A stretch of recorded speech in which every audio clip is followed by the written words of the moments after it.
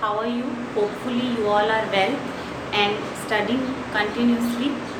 So today I have completed my chapter that is respiration. तो आज हम उसके NCERT क्वेश्चंस करेंगे और कुछ और इम्पॉर्टेंट क्वेश्चंस करेंगे जो यूजुअली आपके कॉम्पिटिटिव एग्जाम्स के लिए इम्पॉर्टेंट हैं और आपके बोर्ड फाइनल एग्जाम्स के लिए तो इम्पॉर्टेंट हैं ही. ओके, सो हम पहला NCERT क्वेश्चन करते हैं. What are respiratory substances. तो रेस्पिरेटरी सब्सटेंसेस क्या होते हैं? दीज आर दो substances which oxidized during the respiration and provide energy, that is called as the respiratory substrates. Okay, name the most common respiratory substrate, that is the glucose. Okay, so second question, schematic representation of glycolysis. Glycolysis आपको बहुत detail में करा दिया गया है. Glycolysis को EMP pathway भी कहा जाता है. EMP पाथवे मतलब एम्पटन मेयरहॉफ पैरेनस पाथवे. ग्लाइकोलिसिस होता कहाँ है? साइटोप्लाज्म में होता है. और ग्लाइकोलिसिस में क्या होता है? ग्लूकोज से क्या बनता है? पायरुवेट बनता है. आपको पूरी जो स्कीमेटिक प्रेजेंटेशन बताई गई थी वो सारी आपने इसके अंदर करनी है.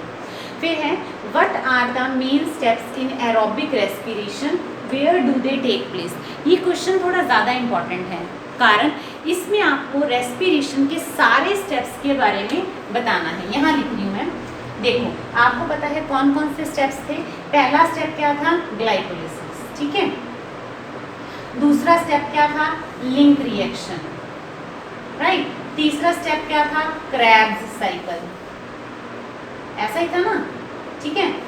और चौथा स्टेप क्या था अपने पास? ये दो, ये तीन.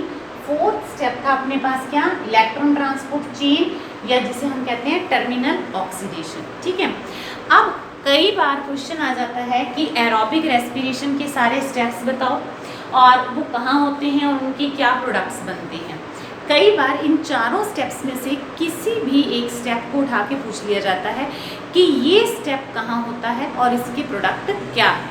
तो आपके पास पहला है ग्लाइकोलिसिस. ग्लाइकोलिसिस क्या है? It is the common pathway for aerobic as well as anaerobic respiration. चाहे एरोबिक ऑक्सीजन है चाहे नहीं है, ग्लाइकोलिसिस पहले होगा और ग्लूकोज जो है वो कन्वर्ट हो जाएगा किसमें? पायरुवेट में.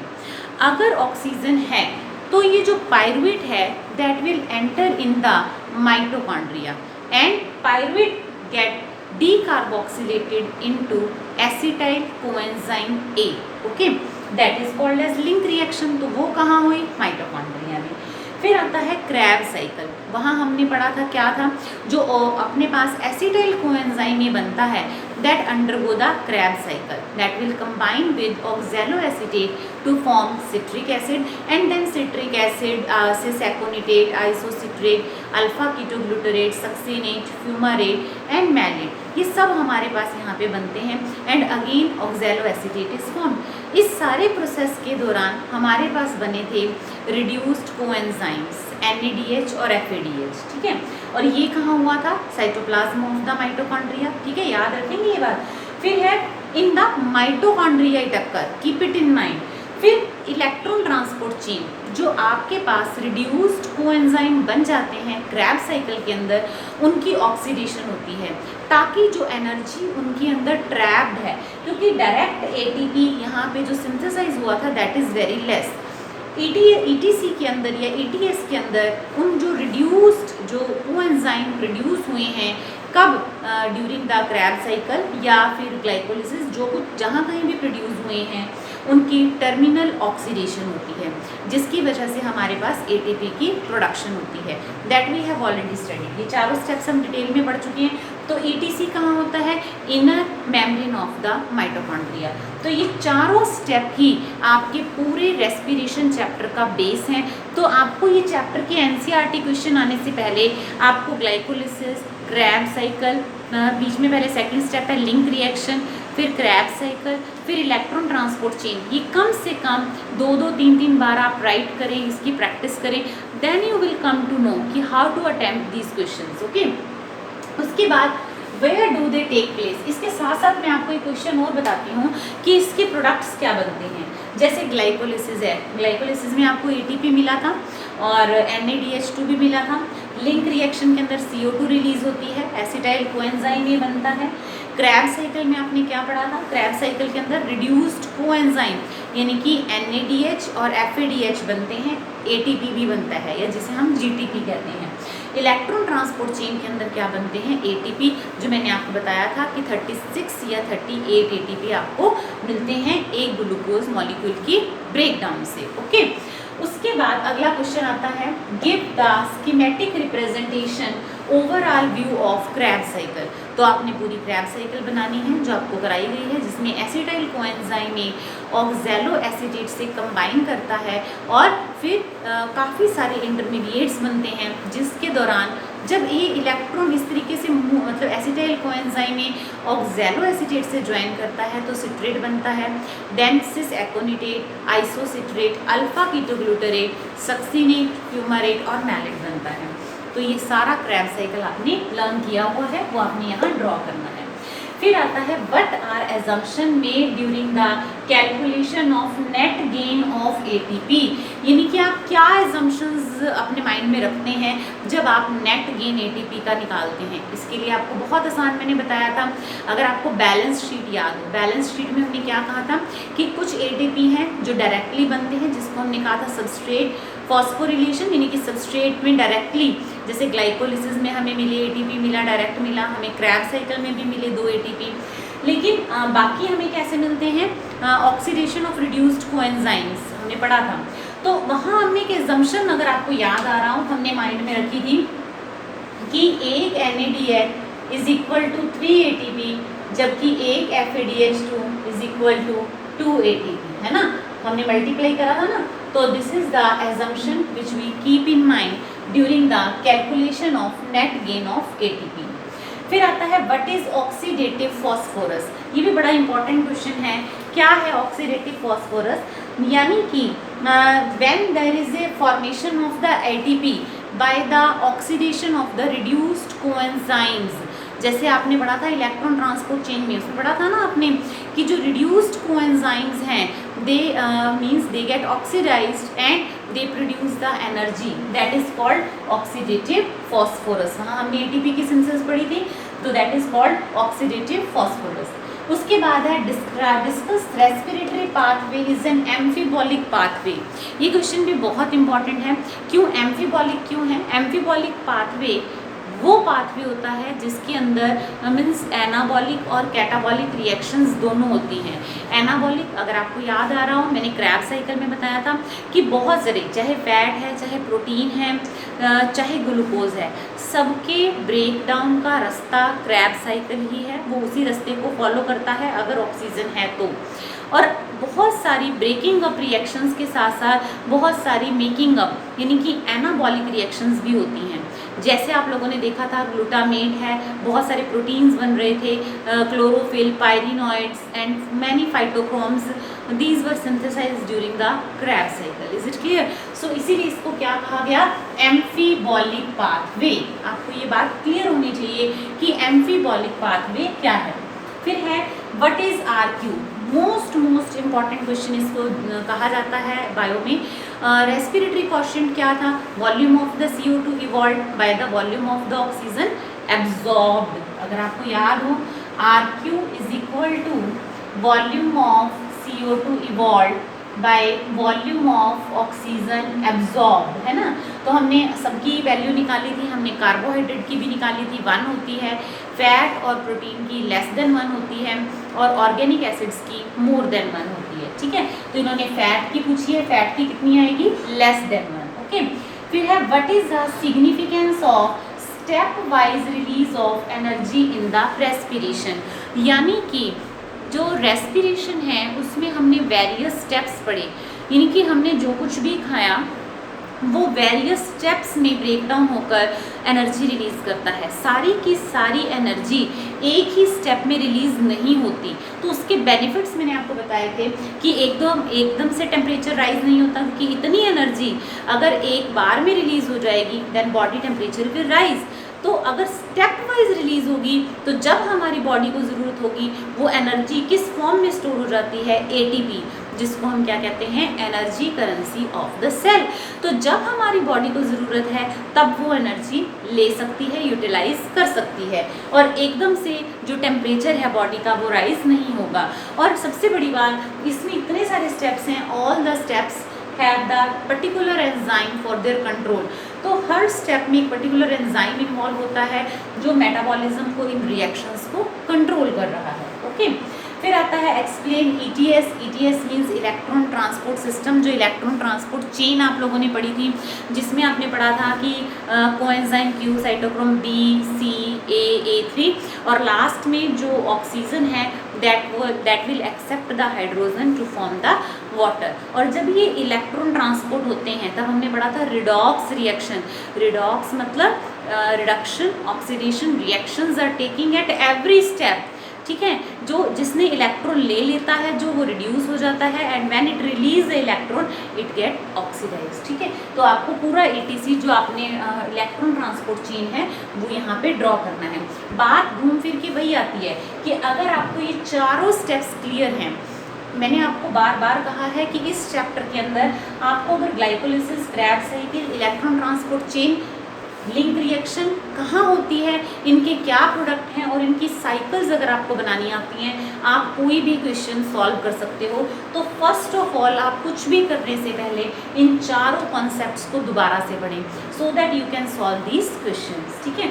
उसके बाद डिफरेंस, सबसे पहला डिफरेंस आता है एरोबिक रेस्पिरेशन एंड फर्मेंटेशन। आप लोगों ने पढ़ रखा है कि एरोबिक रेस्पिरेशन क्या है, यानी कि ऑक्सीजन की प्रेजेंस में ब्रेक डाउन होना, तो वो उसमें क्या होगा, large amount of energy release होगी, राइट। और फर्मेंटेशन क्या है, that is anaerobic. Anaerobic means oxygen की एब्सेंस में है। अब ग्लाइकोलिसिस हालांकि दोनों का ही कॉमन पाथवे है, पर ऑक्सीजन है then it will enter into Krebs cycle and this.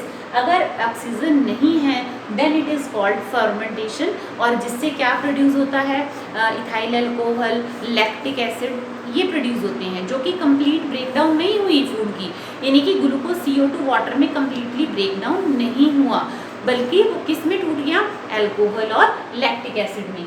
जबकि एरोबिक रेस्पिरेशन में large amount of energy release होती है, क्यों, क्योंकि वो CO2 और वाटर में कंप्लीटली ब्रेकडाउन कर गया। Is it clear. फिर आता है ग्लाइकोलिसिस एंड क्रेब्स साइकिल, इनमें डिफरेंस करना है। ग्लाइकोलिसिस आप लोगों ने पढ़ा साइटोप्लाज्म में होती है। ग्लाइकोलिसिस कॉमन पाथवे है एरोबिक और एनारोबिक रेस्पिरेशन का। ग्लाइकोलिसिस में ग्लूकोज कन्वर्ट होता है पायरुवेट में, और क्रेब्स साइकिल क्या है, in mitochondria it occurs, and Krebs cycle में क्या है, means however there is no direct use of the oxygen, but Krebs cycle occur in the mitochondria, and in Krebs cycle reduced coenzymes are produced, NADH and FADH2 are produced, okay। फिर आता है respiration and combustion. आपने देखा कि respiration क्या है, it is an enzyme controlled reaction, और combustion क्या है, कोई एंजाइम्स इन्वॉल्व नहीं है, एकदम से large amount of energy release होती है, जबकि रेस्पिरेशन में स्टेप वाइज एनर्जी रिलीज होती है, ओके। सो और रेस्पिरेशन एंजाइम कंट्रोल्ड है, इज इट। जब हम बात करते हैं एरोबिक रेस्पिरेशन की, तो उसके अंदर एकदम से टेम्परेचर राइज नहीं होता, जबकि कंबस्शन के अंदर एकदम से टेम्परेचर राइज होता है। और अगर हम रेस्पिरेशन की बात करें तो उसमें ATP की सिंथेसिस होती है, पर ऐसा कुछ इसके अंदर नहीं होता। ज़्यादातर जो एनर्जी है कंबस्शन में वो किस फॉर्म में रिलीज हो जाती है, हीट की फॉर्म में, एकदम से टेम्परेचर राइज होता है, जबकि इसमें एनर्जी क्या होती है, काफ़ी हद तक स्टोर होती है और बाकी सारी एक्टिविटीज़ के लिए यूज़ होती है, ठीक है बेटा। तो ये कुछ क्वेश्चंस थे आपके पास, NCERT के क्वेश्चंस थे। Now I will discuss the some more important questions related to the respiration, okay. Pause. हाँ जी बेटा, now we have some more questions related to respiration chapter. First question, energy is released during the oxidation of compound in respiration. How is this energy stored and released as and when it is needed? Okay, तो सबसे पहले तो हम ये देखें कि plants ऐसे हैं, they are the only thing, means only plants they can convert the solar energy into chemical energy by the process of photosynthesis, okay। When organism, human, plant, means animal or animal, means when we take up the plants, that energy means chemical energy of the food of the plant, that becomes the energy of the animal when we consume that. Okay, and that is in the form of the means energy. Okay, now what is the question? The energy is stored and how it is needed. Now the when there is the energy which is stored, that is the potential energy. Okay, when the breakdown of food occurs, that release the energy, means when we take up the food, the chemical energy is there in our body, and that was the potential energy. And when it is oxidized, it is breakdown occurs, then kinetic energy is produced. Okay, and that energy is stored in the form of ATP, that is the adenosine triphosphate. Okay, so when it is required in our body, क्योंकि अगर एकदम से सारी energy तो release नहीं हुई, वो क्या हो जाती है हमारी बॉडी में एटीपी की फॉर्म में स्टोर हो गई. जब हमारी बॉडी को उस एनर्जी की ज़रूरत है, then it is used up. Okay, and it is stored in the form of ATP. Okay, next explain the energy currency. Again energy currency. Currency क्या है? जिसे आप जब चाहे यूज़ कर सकते हैं. तो हमारी बॉडी में एनर्जी करेंसी क्या है? That is the ATP, adenosine triphosphate.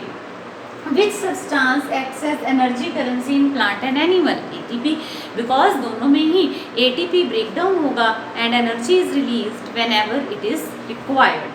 फिर F0, F1 particles participate in the synthesis of. आप बताओ सोच के क्या थे F0, F1 particle? You remember this thing? F0, F1 particles. और जब यहाँ पे प्रोटॉन ग्रेडियंट सेटअप हो जाता है, जब प्रोटॉन F0 से F1 पे मूव करते हैं, देन व्हाट हैपन्स? क्या सिंथेसाइज होता है? Yes, it is the ATP. Clear? तो F0, F1 particle participate in the synthesis of ATP. Okay, what is ATP? Energy currency of the cell. Okay, when does anaerobic respiration occur in man and yeast. अब पहली बात तो ये कि anaerobic respiration क्या है? When oxygen is not there. अब man में एनएरोबिक रेस्पिरेशन कब होती है?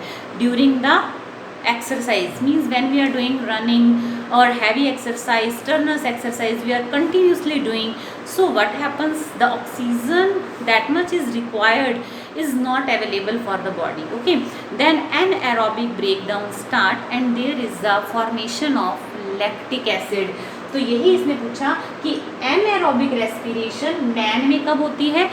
जब हम बहुत ज़्यादा एक्सरसाइज करते हैं, जितनी ऑक्सीजन हमारी बॉडी को चाहिए ब्रेकडाउन के लिए उतनी उस वक्त अवेलेबल नहीं है. ठीक है, तो क्या स्टार्ट हो जाता है? एनएरोबिक रेस्पिरेशन, और उससे क्या प्रोड्यूस होता है? Lactic acid. और ईस्ट में एनएरोबिक रेस्पिरेशन होता है और उससे क्या प्रोड्यूस होता है? Ethyl alcohol. ओके, अगला क्वेश्चन देखिए. The product of aerobic glycolysis. देखो ग्लाइकोलिसिस कॉमन पाथवे है सबका, पर यहाँ एक खास वर्ड मेंशन किया गया एरोबिक. इट मीन्स ग्लाइकोलिसिस के बाद भी ऑक्सीजन है, it means aerobic pathway follow होगा. इन स्केलेटल मसल, अगर स्केलेटल मसल्स हैं तो क्या होगा? ग्लाइकोलिसिस है तो ग्लूकोज से क्या बनेगा? पायरुवेट. समझ आई ये बात? अब पायरुवेट है, पायरुवेट ब्रेकडाउन किस में करता है? लैक्टिक एसिड में. ठीक है, और अगर बाद में एरोबिक होगा तो फिर वो लैक्टिक एसिड क्या करेगा? फर्दर ब्रेकडाउन हो जाएगा. ओके, CO2 एंड वाटर में. And anaerobic fermentation in east. Anaerobic fermentation है तो क्या होगा? ग्लूकोज से पायरुवेट तो बना. समझ आ रही है ये बात? ग्लूकोज से पायरुवेट तो बनेगा ही बनेगा, पर अगर एनएरोबिक कंडीशन है और ईस्ट है तो क्या बनता है? Ethyl alcohol. तो यहाँ पे क्या आएगा? लैक्टिक एसिड, और यहाँ क्या आएगा? Ethyl alcohol. समझ आई बात आपको? फिर आता है if a person is feeling dizzy, यानी अगर किसी को घबराहट है, चक्कर आ रहे हैं, तो उसे ग्लूकोज या फ्रूट जूस दिया जाएगा या उसे एक चीज़ सैंडविच दिया जाएगा which might have more energy. Explain. So आप खुद सोचो कि क्या दिया जाएगा अगर ग्लूकोज दें चक्कर आने पे, ये एक चीज़ सैंडविच दें, which is better. You will think कि ma'am cheese sandwich is much better. नहीं, because it will take time to digest. Okay, तो उसको ब्रेक डाउन होने में टाइम मिलेगा, इतनी एनर्जी हमारी बॉडी को वो इमीडिएटली नहीं दे पाएगा. जबकि जो ग्लूकोज है that is called blood sugar, it get immediately dissolve in the body. तभी आपने देखा होगा when you feel dizzy then immediately we use to prefer use to take that glucose, है ना, ऐसा ही होता है ना। क्यों? क्योंकि ग्लूकोज पानी में घुल के फिर हमारे ब्लड में घुल जाता है और हमें इमीडिएट एनर्जी प्रोवाइड करता है, राइट। तो ये जनरल क्वेश्चन है बेटा जो आपको पता होने चाहिए और बहुत बार एग्जाम में भी पूछे जाते हैं, आप किसी इंटरव्यू में जाते हो वहाँ पे भी ऐसे क्वेश्चंस पूछे जाते हैं। फिर है what is meant by statement aerobic respiration is more efficient. जब हमने इस चैप्टर का फर्स्ट लेक्चर किया था तब मैंने आपको बताया था कि एरोबिक रेस्पिरेशन में ज़्यादा एनर्जी रिलीज़ होती है, 686 किलो कैलोरी अगर आपको याद आ रहा हो तो, जबकि एनएरोबिक के अंदर 59 किलो कैलोरी पर मोल जो हमारे पास एनर्जी रिलीज़ हो रही थी। अब उसमें इतनी ज़्यादा एनर्जी रिलीज़ हो रही है, पता है क्यों? क्योंकि उसमें ग्लूकोज का मॉलिक्यूल कम्प्लीटली ब्रेक डाउन कर जाता है CO2 और वाटर के अंदर, और जब कम्प्लीटली ब्रेक डाउन कर जाएगा तो क्या होगा? Large amount of energy. जबकि अगर हम एनएरोबिक की बात करें तो उसके अंदर क्या होता है, वो पायरुविक एसिड जो बना हमारे पास वो ब्रेक डाउन हो जाता है लैक्टिक एसिड में या इथाइल अल्कोहल में, जो कि फर्दर ब्रेक डाउन हो सकता है और अमाउंट ऑफ एनर्जी हमारे पास उतना नहीं आता क्योंकि वो पूरी तरह से ब्रेक डाउन ही नहीं है। तो इसीलिए जो एरोबिक रेस्पिरेशन है वो क्या हुई? ज़्यादा बेटर, ठीक है। फिर आता है pyruvic acid is the end product of glycolysis, what are 3 metabolic fate of pyruvic acid. ये क्वेश्चन मुझे सबसे अच्छा लगा। देखो पायरुविक एसिड अब बना हमारे पास, ठीक है, वो कहते हैं 3 अलग अलग रास्ते पायरुविक एसिड जा सकता है। कैसे? पायरुविक एसिड या तो क्या बना सकता है? इथाइल अल्कोहल एनारोबिक ब्रेकडाउन में, या बना सकता है लैक्टिक एसिड स्केलेटल मसल में आपने पढ़ा। और अगर ऑक्सीजन है, पहली 2 कंडीशन तो कब थी? जब ऑक्सीजन नहीं है, और अगर ऑक्सीजन है तब क्या होगा? अगर ऑक्सीजन है तो पायरुविक एसिड किस में एंटर कर जाएगा? क्रेब्स साइकिल में, समझ रहे हैं? तो what are the 3 metabolic fate? क्या बनेगा? पायरुविक एसिड या तो क्या करेगा? लैक्टिक एसिड बनाएगा, या इथाइल अल्कोहल बनाएगा, या इसकी पायरुविक एसिड से एसिटाइल कोएंजाइम A बन जाएगा जो क्रेब्स साइकिल में एंटर करेगा। क्लियर? अगला क्वेश्चन है oxygen is an essential requirement. आप देखते ही हो, हम कहते हैं भी aerobic respiration, aerobic respiration it means उसमें तो ऑक्सीजन चाहिए for aerobic respiration, but it enter the respiratory process at the end. देखो आपने ग्लाइकोलिसिस करी, हमने कहीं पे भी ऑक्सीजन का नाम नहीं लिया, हमने फिर लिंक रिएक्शन करा, फिर हमने क्रैब साइकिल लिया, हमने कहीं ऑक्सीजन का नाम नहीं लिया। जब हमने इलेक्ट्रॉन ट्रांसपोर्ट चेन कर लिया, सारे इलेक्ट्रॉन कैरियर से पार हो गया, उसके बाद लास्ट में ऑक्सीजन को एक्सेप्ट जो प्रोटॉन है ऑक्सीजन से ज्वाइन करता है और वाटर बनाता है। So that is very very important. इसीलिए कहते हैं कि भाई ऑक्सीजन के बिना बात नहीं बनेगी, it is an important step, however it enters at the last to accept the protons. पढ़ा था ना अपने इलेक्ट्रॉन ट्रांसपोर्ट चेन में कि बिल्कुल लास्ट में इसकी एंट्री होती है और वाटर बनता है, but it is very very important. Okay, so these are few questions related to the respiration. हाँ जी बेटा, few more questions are there for you of the chapter respiration. We commonly call ATP as energy currency. हमने बार बार पढ़ लिया कि respiration से हमें जो एनर्जी मिली वो हमारी बॉडी में एक साथ रिलीज़ नहीं हुई, बल्कि वो स्टेप्स में रिलीज़ हुई और कहाँ स्टोर हो गई? ATP की फॉर्म में, जिसको हमने क्या कहा? Energy currency. Can you think of some other energy carrier? Yes, आपने पढ़ा था जो NADH, FADH, they also after the oxidation, terminal oxidation, they also provide the energy. कैसे? NADH ने 3 ATP प्रोड्यूस किए, एक NADH is equal to 3 ATP and 1 FADH is equal to 2 ATP। Okay, तो you can have that example. It is known that red muscle fiber in animals can work for longer period of time continuously. How is it possible? ये question थोड़ा आपके लिए नया है, थोड़ा ध्यान से समझने की कोशिश करो। Red muscle fibres, red muscle fibres के अंदर क्या होता है? हीमोग्लोबिन होता है, and which can keep the oxygen with it in the form of oxy haemoglobin, यानी कि उसके पास एक्स्ट्रा ऑक्सीजन पड़ी हुई है, which is very important. So it can work for a longer time. Why? Because it has the extra supply of the oxygen in the form of oxyhemoglobin.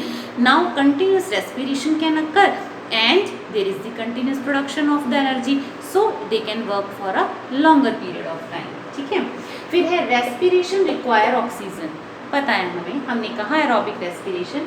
How did the first cell in the earth manage to survive in an atmosphere that lack the oxygen.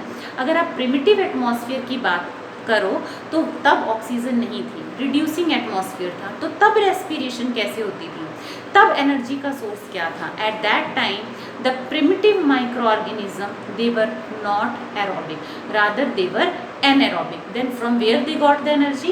They get the energy at that time by the chemical reactions, means chemical reactions, chemosynthetic bacteria like were there, like iron bacteria, sulfur bacteria. So energy produced during the chemical reaction was used by these bacteria for manufacturing of their food.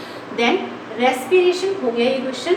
Name the site of pyruvate synthesis, ध्यान से सोच के बताओ pyruvate कहाँ बना था। देखो pyruvate कब बनता है, जब ग्लूकोज किस में कन्वर्ट होता है, पायरुवेट में। कब, जब ग्लाइकोलिसिस होता है। कहाँ होती है, साइटोप्लाज्म के अंदर। Also write the chemical reaction where pyruvic acid dehydrogenase act as catalyst. Simple है कि जब ऑक्सीजन पायरुवेट क्या होगा, ऑक्सीजन की प्रेजेंस में, means when if it oxygen is there then this pyruvate enter in the mitochondria and in the presence of enzyme pyruvic acid dehydrogenase it convert into acetyl coenzyme A, okay, जिसे हमने link reaction कहा था। तो ये question भी काफ़ी अच्छा है, आपने इसको ध्यान से करना है। Oxygen is critical for aerobic respiration, हमें पता है, हमने बार बार कहा कि एरोबिक रेस्पिरेशन के लिए ऑक्सीजन ज़रूरी है। Explain its role with respect to ETS। आपको पता है कि ऑक्सीजन हालांकि ग्लाइकोलिसिस में कहीं यूज़ नहीं होती, लिंक रिएक्शन में नहीं है, क्रैब साइकिल में डायरेक्टली कहीं ऑक्सीजन यूज़ नहीं हुई, पर ETS के अंदर it is the terminal electron acceptor, last में आता है ना H2O2 join to form water, है ना। तो अगर ये नहीं है oxygen, no, so terminal acceptance of electron will not be there, then oxidation will not take place. यानी कि जो ऑक्सीडेटिव फॉस्फोरिलेशन आपने पढ़ा था, जो मेन ATP सिंथेसिस आपने पढ़ी थी, वो नहीं होंगी। तो फिर रेस्पिरेशन का हमें क्या फ़ायदा हुआ अगर ATP ही नहीं बनेगा।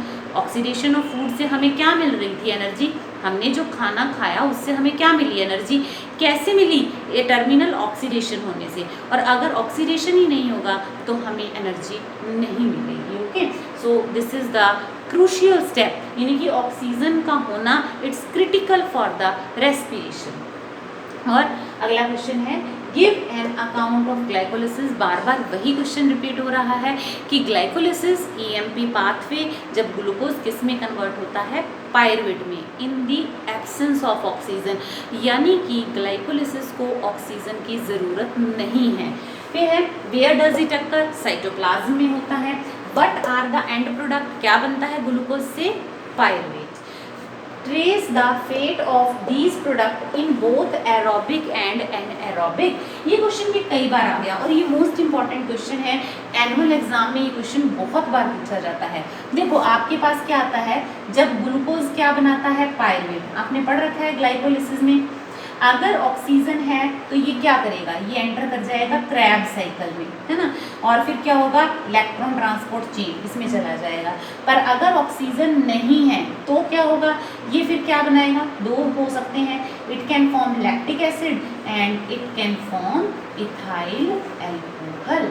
समझ आया, ये भी हम बहुत बार कर चुके हैं सेम क्वेश्चन। तो बेटा हमने NCERT क्वेश्चंस करे हैं, हमने बहुत सारे एक्स्ट्रा क्वेश्चंस भी कर लिए हैं। आप इन सबको लर्न करें, राइट करें। इतने सबसे एक दो चीज़ें हमें क्लियर हैं कि हमें बेसिक 4 स्टेप पता हो, हमें बैलेंस शीट पता हो, हमें step wise release of energy के फ़ायदे क्या हैं वो पता हो, तो वेरी इजीली आप इसको बहुत आसानी से सॉल्व कर पाएंगे। एक इम्पॉर्टेंट मैसेज और आपके लिए, एक चैप्टर और रह गया है, फिर आपकी प्लांट फिजियोलॉजी कंप्लीट हो जाएगी and very soon I will take the test of all these chapter plant physiology. तो धीरे धीरे आप अपना साथ साथ सारा रेडी करते रहिए ताकि आपको लास्ट में प्रॉब्लम ना आए, okay. Stay home, stay safe, thank you.